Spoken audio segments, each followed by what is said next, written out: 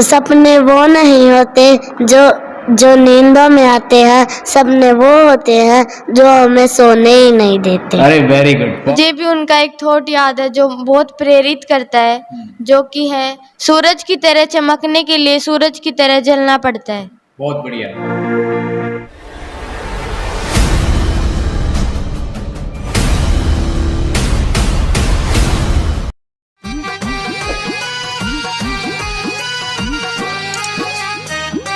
सादगी के भीतर जो भव्यता होती है वो किसी बाहरी चमक दमक की मोहताज नहीं होती।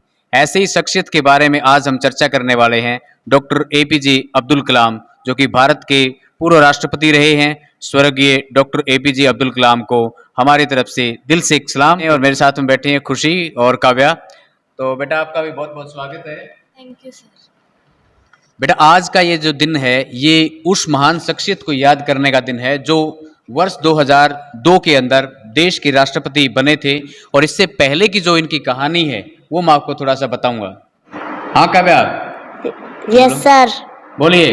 डॉक्टर एपीजे अब्दुल कलाम का एक थॉट हमें भी याद है। सुनाओ फिर क्या है। सपने वो नहीं होते जो जो नींदों में आते हैं, सपने वो होते हैं जो हमें सोने ही नहीं देते। अरे वेरी गुड, बहुत बढ़िया। क्योंकि यही थॉट उनको बहुत आगे तक लेके गया था। मिसाइल मैन बनने का जो सफर था वो इन्हीं सपनों से शुरू हुआ था।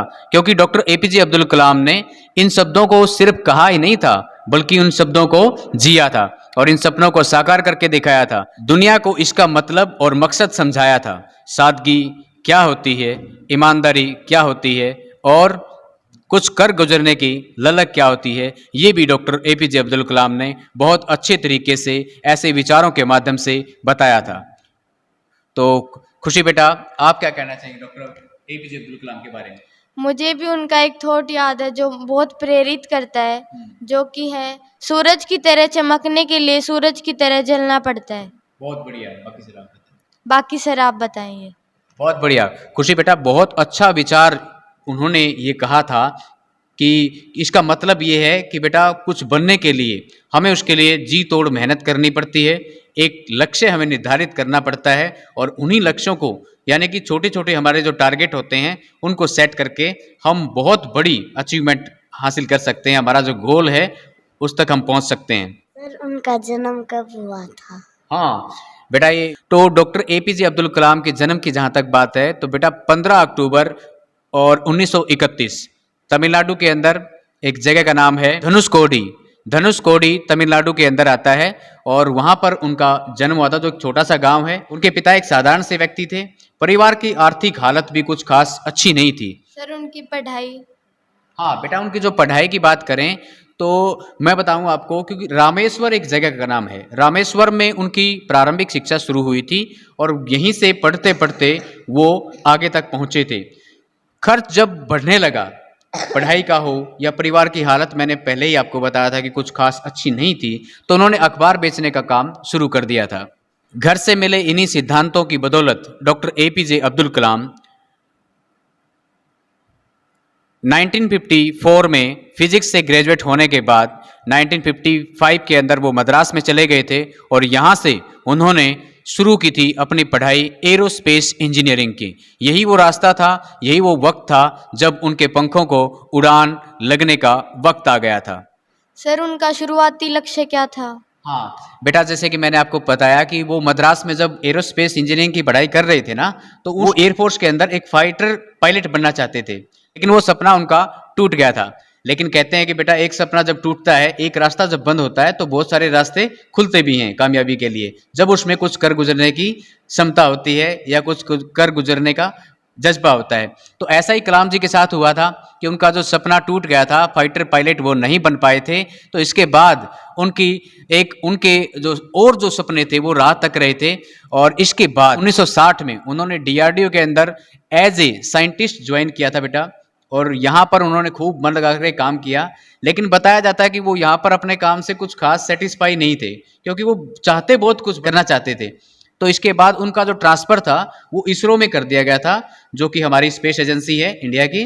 तो वहाँ पर जाने के बाद उन्हें एक रास्ता मिला था और उनके सपनों को जो पंख हैं वो यहाँ पर लगने वाले थे, यानी कि असली जो उड़ान थी वो यहीं से उनकी शुरू हुई थी। क्योंकि यहाँ पर जाने के बाद उनका जो काम शुरू हुआ था वो मैं आपको बता दूं, उन्हें वहाँ पर एक बहुत बड़ी जिम्मेदारी मिली थी, जिसके बारे में मैं बता दूं आपको, integrated guided missile development programme, जो उनकी लीडरशिप में चलाया गया था।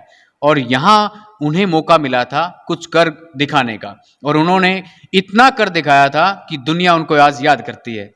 और मिसाइल मैन जो बनने का एक सफर था वो यहीं से शुरू होता है, क्योंकि उन्होंने एक साथ बेटा 5-5 मिसाइलें बना करके इतिहास रख दिया था देश के अंदर।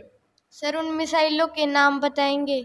हाँ बेटा, उन मिसाइलों के जहाँ तक नाम की मैं बात करूँ तो देश में जैसे हमारे जो भारत में उनके नाम रखे गए हैं, तो मैं आपको बता दूं, पृथ्वी, अग्नि, आकाश, त्रिशूल और सुपरसोनिक क्रूज मिसाइलें, ऐसी एक साथ 5 मिसाइलें बनाई गई थी जो पूरे दुनिया के अंदर एक हमारा जो दुनिया का नक्शा है उसके ऊपर भारत अपना एक अलग स्थान बना पाया था। उनके अतुलनीय योगदान को देखते हुए 1997 में उन्हें भारत रत्न से सम्मानित किया गया था, अलंकृत किया गया था।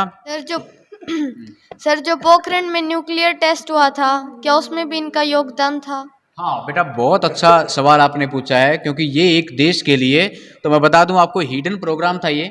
1998 की बात कर रहा हूं, जब सेकंड टाइम में, यानी कि दूसरा परमाणु का सफल परीक्षण पोखरण जो राजस्थान के अंदर है वहां पर किया गया था। ये जो कार्यक्रम हुआ, ये जो सफलता भारत को मिली, ये भी डॉक्टर APJ अब्दुल कलाम के प्रयासों से ही मिल पाई थी।